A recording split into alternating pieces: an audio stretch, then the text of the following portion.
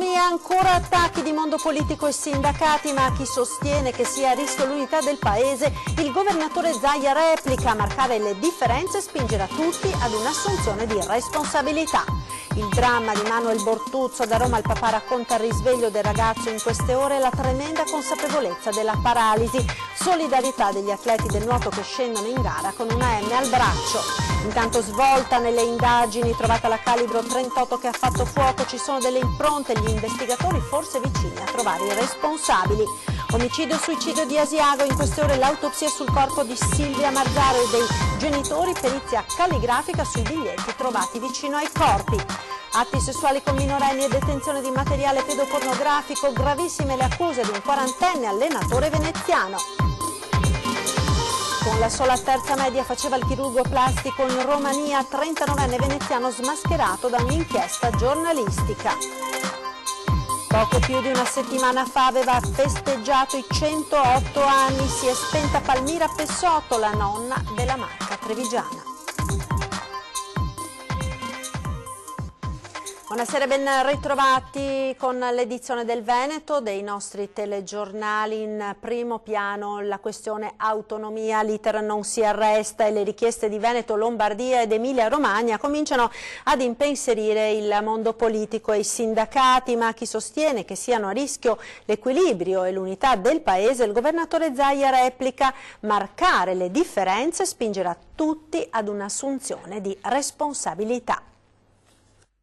Se si vuole realizzare uno Stato federale, così come scrive il governatore Zaia nella sua lettera ai cittadini del Sud, lo si dica apertamente. Qui ci giochiamo tutto, non solo come movimento che ha preso i suoi voti al Sud, ma come cittadini del Sud, come professionisti del Sud e come gente del Sud. È di nuovo la senatrice del Movimento 5 Stelle, Paola Núñez, a intervenire sul tema dell'autonomia, sostenendo che per attuare questa forma di federalismo non basta la Costituzione così come è stata modificata nel 2001. Bisogna mettere mano a una riforma costituzionale più consistente e strutturale di cui tutti dobbiamo prendere atto e coscienza, coinvolgendo anche le realtà del meridione o in alternativa dando maggiori poteri al Parlamento per modificare il testo dell'accordo con le 3 regioni che attendono la cosiddetta autonomia differenziata. Pronta alla replica del presidente del Veneto Luca Zaia in questo botta e risposta che va avanti da settimane con la parlamentare pentastellata. La senatrice Núñez continua a sostenere che l'autonomia sia sbagliata, addirittura dice che la Costituzione sì, è vero che dà questa possibilità, ma questa possibilità porterebbe al disagio se non alla distruzione del Sud. Non è così, le regioni sono formalmente tutte uguali sulla carta, ma di fatto hanno delle differenze. La realtà non è quella che Núñez ipotizza, rincara Zaia. La senatrice dei 5 Stelle afferma trascura di mettere a confronto il livello delle tutele di cui usufruiscono i cittadini di talune regioni, ad esempio del Veneto, e i cittadini di altre. Ed è bene invece che adottando l'autonomia e applicando quello che c'è scritto in Costituzione ognuno diventi responsabile, perché autonomia vuol dire responsabilità. Non è possibile che ancora oggi un pasto in ospedale in Veneto costi 8 euro e in giro per l'Italia arrivi a costare anche 10 volte tanto. Poiché le cose non vanno bene per la Repubblica nel suo insieme, poiché da Roma è impossibile attendersi propositi riformatori degni di questo nome, la Regione Veneto ha valorizzato quello che la Costituzione prevede, niente di più e niente di meno. Di positivo, sottolinea il governatore, c'è che Núñez ha finalmente detto che anche a lei questa Costituzione non va bene. Attendiamo con animo sereno la sua proposta di legge di modifica. L'autonomia agita però anche altre acque. La senatrice di Forza Italia Sandra Lonardo vede in pericolo l'unità del paese, mentre i sindacati confederali temono le conseguenze legate al conferimento di maggiori poteri alle regioni in materia di istruzione, chiedendo al governo di bloccare l'iter e chiedendo sul tema un ampio confronto parlamentare. Ma il percorso sta per giungere alla fine. Siamo alle ore cruciali, conclude Zaia. I nostri tecnici stanno scrivendo insieme al Ministero la bozza definitiva da sottoporre al Consiglio dei Ministri. Ed ora il dramma di Manuel Bortuzzo, da Roma al Papà racconta il risveglio del ragazzo e la tremenda consapevolezza della paralisi. Intanto gli atleti del nuoto scendono in gara con una M sul braccio. L'hanno stabilizzato, ha aperto gli occhi, parla, lui già si rende conto che non ha gli arti superiori, perché dai medici gli ha detto: guardate che non sento, mi sento a metà. Io sono convinto che queste sono cose che già lui le sa, perché qualsiasi persona si rende conto che non sente più le gambe. Il risveglio di Manuel e la consapevolezza di quelle gambe che restano lì, immobili. Le ore drammatiche al San Camillo di Roma raccontano di una prognosi che verrà sciolta domani. Manuel Bortuzzo ha parlato con mamma Rossella, con i familiari, con chi lo ha operato. I medici sono da attorno, ci sono i psicologi che cercano, anche quelli della federazione, di fargli capire che insomma siamo qua in questa situazione qua. Tutta la federazione è lì attorno, tutti i ragazzi del nuoto sono qui attorno. È normale, visto che ho scattato anche 2 foto, nel senso di dire sì, sono tutti là, sono piantonati là, sono ogni giorno che vanno a ruota, chi uno, chi l'altro. Gli amici restano lì, in corsia, per dare forza a un ragazzo che sognava le Olimpiadi ed ora deve fare i conti con la paralisi. Da una parte la diagnosi terribile dei medici, dall'altra la speranza in un miracolo. Adesso comunque primario ho detto per me no, perché non passa dalle scosse elettriche da sotto a sopra non passa, quindi se non passa vuol dire che è intero. Quindi mettiamocela via, nel senso di dire. Ecco. Quindi, voi però avete ancora una speranza? Beh, no, guarda, come si parlava con tutti, la scienza va sempre avanti su questo qua, negli ultimi 15 anni ha fatto miglioramenti. Intanto la solidarietà è un'onda immensa. Voglio che i genitori di Manuel sappiano fin d'ora, ha detto il governatore Luca Zaia, che per quanto riguarda cure mediche, ricoveri, riabilitazione, interventi sanitari di qualsiasi tipo e livello, il Veneto c'è e ci sarà, sempre. E poi la famiglia del nuoto, da Magnini a Paltrinieri, addetti, tutti in contatto con papà Franco. E dagli atleti la proposta a tutti coloro che sono impegnati in gare in vasca nel weekend. Disegnarsi una M nera sul braccio sinistro in segno di vicinanza. E poi ci sono loro, i responsabili di quell'agguato maledetto ai quali la polizia dà la caccia. Franco continua a ripetere: non cerco giustizia, ma qualcuno deve fermarli. Io penso a mio figlio. Quando vedremo le persone in faccia capiremo. La voglia che non succeda più questo, sì, che non succeda più, perché la giustizia ha il suo corso. Guarda, io non ho 2 chiamate sole ho fatto al comandante e 2 parole mi ha detto: io non mi fermo, vado avanti. E le indagini sull'agguato a Roma potrebbero essere ad una svolta con il ritrovamento della pistola che ha fatto fuoco quella sera. Sentiamo.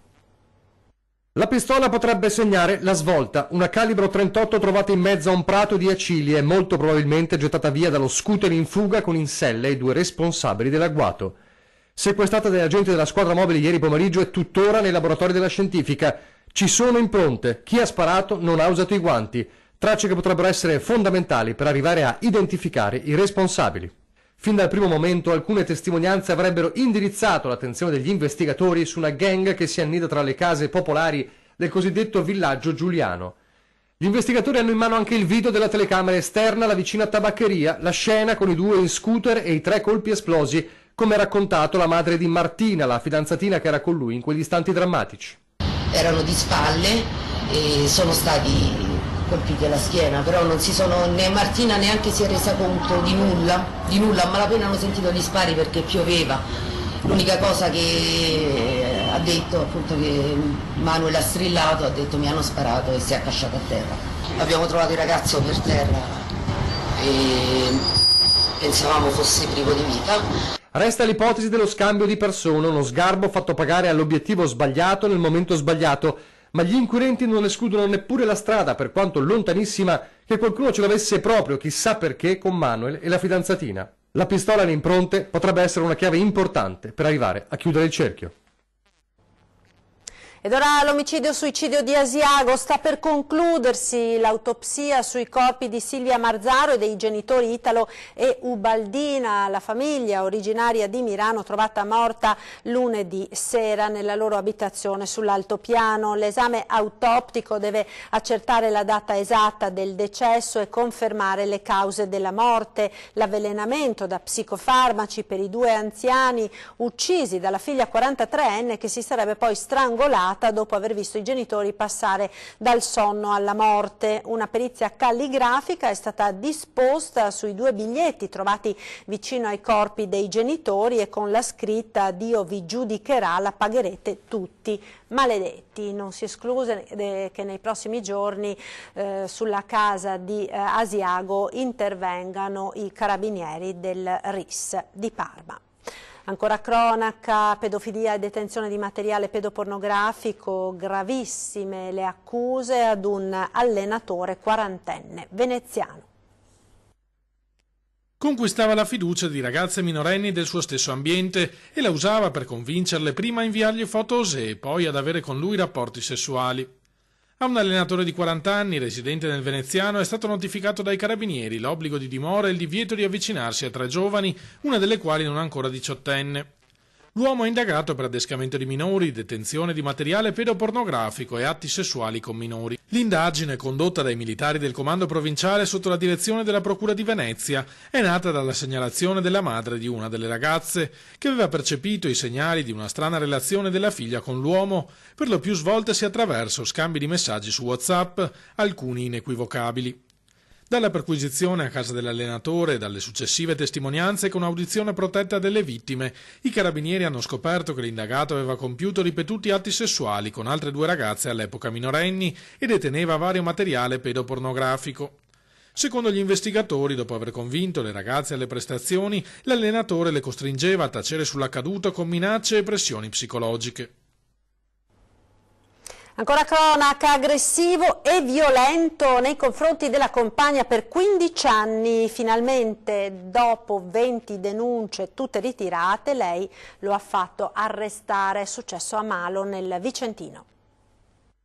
15 anni fa le aveva rotto il naso con un pugno. Da allora fino al 2014 lei l'aveva denunciato ai carabinieri 20 volte per botte e violenze, ma ogni volta ritirava la querela.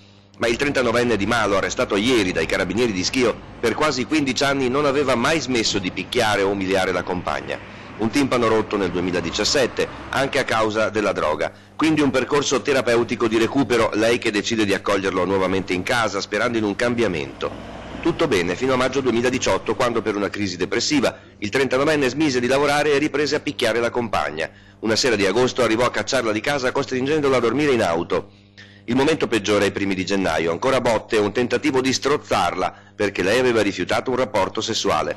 A quel punto la donna ha deciso di denunciarlo e di farsi refertare le ferite ricevute. I carabinieri di Schio, stante la gravità dei fatti e il pericolo per l'incolumità della donna, hanno avviato le indagini e ottenuto dalla procura l'immediata notifica dell'arresto. Il violento starà ai domiciliari presso la casa della madre a Malo. Crack Banca Popolare di Vicenza, i risparmiatori chiedono l'immediata attuazione del fondo di ristoro.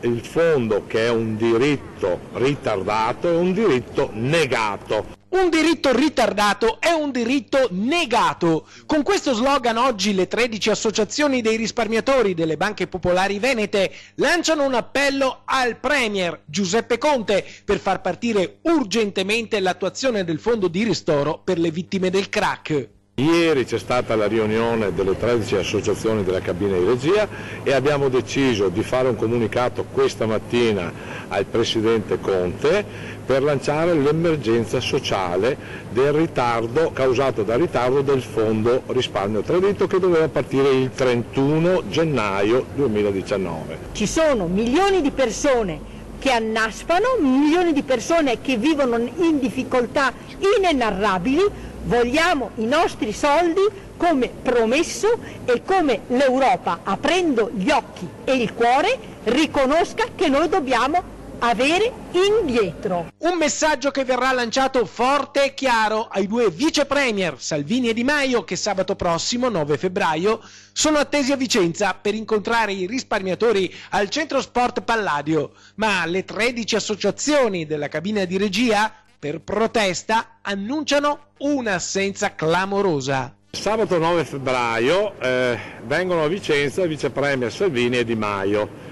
Le 13 associazioni non partecipano per protesta a questa riunione, anche perché non sono state invitate. Ci auguriamo che portino il decreto attuativo definitivo, altrimenti noi siamo pronti per lanciare un'enorme, grande protesta per fine febbraio. In Romania era riuscito a farsi passare per un luminare della chirurgia plastica. Si trattava invece di un truffatore ben conosciuto a Venezia e non per i suoi successi accademici. Aveva inventato un nome falso e operato per 2 anni in 4 strutture sanitarie romene come chirurgo plastico, ma il suo unico titolo di studio non falsificato era il diploma di terza media. Matteo Politi, veneziano di 39 anni, aveva scelto la Romania per crearsi dal nulla una nuova identità dopo alcuni guai con la giustizia italiana.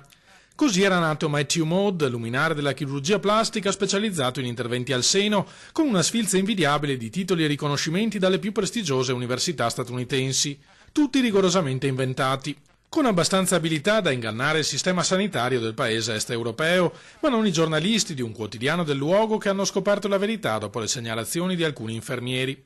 Il presunto chirurgo ignorava infatti le più elementari regole della sala operatoria. Sconosciuto in Romania, Politi era invece notissimo a Verona, dove nel 2011 aveva patteggiato una pena di 1 anno e mezzo per aver sottratto l'identità a un vero medico, riuscendo a esercitare abusivamente la ben retribuita professione. A scoprirlo la polizia municipale del comune Scaligero. Ci fermiamo ora per qualche istante di pubblicità, tra poco. Eccoci nuovamente in studio con l'edizione del Veneto dei nostri telegiornali a Padova, ora dove cominciano ad arrivare le risposte all'ondata di rapine. Arrestato il ladro che aveva svaligiato la pompa di benzina in via del Plebiscito. Non è bastato il berretto bianco calato sul volto. I fotogrammi della telecamera di videosorveglianza hanno incastrato Nicolas Stoico, 19 anni. Sarebbe lui il responsabile della rapina avvenuta lo scorso 28 gennaio al distributore San Marco Petroli di via del Plebiscito a Padova. Subito dopo aver assalito la titolare della pompa di benzina, che aveva appena ritirato i soldi dalla colonnina del self-service, il rapinatore era fuggito a bordo di un'utilitaria grigia guidata da un complice. Grazie a questi fotogrammi, i poliziotti della squadra mobile sono risaliti alla targa dell'auto e attraverso il sistema Targa System del comune, che controlla i varchi elettronici in accesso alla città, sono risalite l'intestataria della vettura, una cittadina romena di 23 anni residente a Padova e cognata di Stoico. Da qui gli agenti hanno ricostruito i movimenti in prossimità dell'area di servizio. Le prove schiaccianti hanno incastrato il 19enne Nicolas Stoico, che è stato arrestato. La perquisizione in casa ha portato poi a recuperare e sequestrare 4.250 euro custoditi all'interno di un portafogli della madre, ritenuti parte del provento della rapina. L'arresto arriva dopo una serie quasi giornaliera di rapine che si sono verificate a Padova, l'ultima al supermercato Pama di Piazza delle Erbe. Il sindaco Giordani ha detto che entro marzo verrà completata l'installazione delle telecamere di sorveglianza cittadine, che come in questo caso hanno permesso di risalire i malviventi che compiono furti e rapine. Per il prefetto è importante anche la sicurezza partecipata dei cittadini. Esiste quella che da un po' di tempo si chiama la sicurezza partecipata, la quale vede tanti attori, le forze di polizia, le polizie locali, e vede anche i cittadini che hanno per legge degli strumenti a tutela della loro proprietà. Certamente non bisogna pensare che questi strumenti risolvano il problema del controllo del territorio, perché gli istituti di vigilanza hanno una competenza che è quella di vigilare le proprietà private. Solo chi non sa nega la Shoah o le foibe, le parole di Enrico Vanzini, ex internato nei campi di concentramento nazisti, che oggi ha ricevuto la cittadinanza onoraria di Padova. Sentiamo. Dio mi ha dato la forza di resistere dove ero, sotto le minacce, sotto alle battoste, mangiare quasi niente, mangiavo anche l'erba tante volte. E dicevo sempre, io voglio andarmene a casa, voglio vedere i miei genitori. Abbiate sempre forza di volontà, non pensate alla guerra che porta solo morte. La testimonianza ai ragazzi delle scuole di Enrico Vanzini, ex internato militare nei lager nazisti, 96 anni, scampato dall'orrore dei campi di concentramento, ha ricevuto la cittadinanza onoraria di Padova. Enrico pesava 87 kg prima di entrare nei lager. Quando riabbracciò i suoi genitori era uno scheletro di appena 29 kg. Per 60 anni non ha mai raccontato di quei lunghi mesi a Buchenwald e poi a Dachau. Poi ha sentito la necessità di parlare, da allora viaggio di scuola in scuola per portare la sua testimonianza e combattere chi non vuole ricordare. Queste storie sono storie che vogliono eliminarli. Io non so perché non hanno sofferto, non hanno avuto quello che ha avuto la gente, le sofferenze, i morti che ci sono stati. Per cosa sono stati allora? Vero? Anche queste cose le fai, non so io ho letto dei libri che ci sono stati veramente delle cose inaudite, come nei campi di sterminio. Chi arriva a negare i campi di sterminio o le foibe perché non sa o non vuol sapere, questo è il male peggiore, spiega con parole semplici Vanzini, dopo le polemiche sulle foibe in vista della giornata del ricordo. Finché le gambe sono in forza, dice salutando i ragazzi, racconterò sempre di quel dolore e dell'importanza di non serbare mai rancore. E allora io dico la verità, voglio che queste testimonianze continuino. Poco più di una settimana fa aveva festeggiato l'importante traguardo di 108 anni. Si è spenta ora Palmira Pessotto, la nonna della Marca trevigiana. Con i suoi 108 anni di età, compiuti da pochi giorni, poteva guardare dall'alto chiunque nella provincia di Treviso. Ma Palmira Pessotto, la nonna della Marca, si è spenta lunedì pomeriggio presso la casa di riposo di Vazzola, dove soggiornava da qualche settimana. Qui la vediamo nel giorno del suo ultimo compleanno, festeggiata da familiari, autorità, ospiti e personale della struttura. Palmira era nata il 28 gennaio del 1911 a Campomolino di Gaiarine. Nella sua lunga vita aveva visto entrambe le guerre mondiali, da bambina a 6 anni con la ritirata di Caporetto e poi più grande nel secondo conflitto, impegnata a curare pazienti e soldati, in quello che è poi diventato il lavoro di tutta una vita, infermiera. Alessandria, Milano, Torino, Roma e poi il ritorno nella sua terra 20 anni fa, accolta nella casa del nipote Luigino. Oltre al ricchissimo bagaglio di esperienze, insegnamenti e racconti consegnati ai parenti e a quanti hanno potuto starle vicino, Palmira se n'è andata non prima di aver confidato il suo personale segreto per vivere a lungo, che una sua amica ci aveva raccontato così nel giorno del compleanno numero 108. Mangiare poco sta bene, bever no, mangiare quel che si può e non quel che si vuole, stare sereni e basta, perché se ti vedono bugiona, no, non mi piace. Ed ora un'occhiata alla nostra programmazione. Questa sera dopo i TG torna 20:10 in studio il direttore del nostro gruppo Media Nord-Est Luigi Baccialli e l'assessore regionale Cristiano Corazzari. Si parlerà di cinema e della neonata Veneto Film Commission.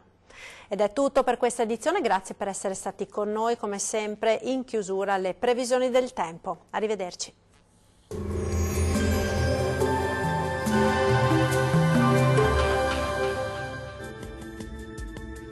Ben ritrovati al meteo, prosegue il bel tempo sulle nostre regioni. Vediamo il dettaglio.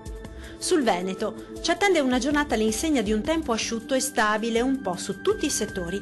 Il cielo si presenterà sereno, al massimo poco nuvoloso ovunque, qualche nube in più dal pomeriggio ma senza conseguenze. Temperature minime comprese tra -2 e 0 gradi, massime tra 7 e 9. Vediamo ora che tempo farà sul Friuli Venezia Giulia. Poche novità, anche in questo caso sarà una splendida giornata soleggiata. Il cielo sarà poco o parzialmente nuvoloso, non sono attese precipitazioni degne di nota. Temperature minime tra -2 e 0 gradi, massime oscillanti tra 9 e 10 gradi.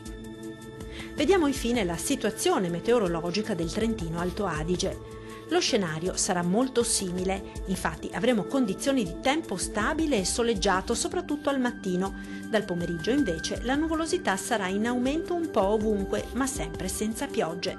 Temperature minime comprese tra -5 e 1 grado. massime tra gli 8 e i 10 gradi. Dal meteo di Antenna 3 è tutto, arrivederci.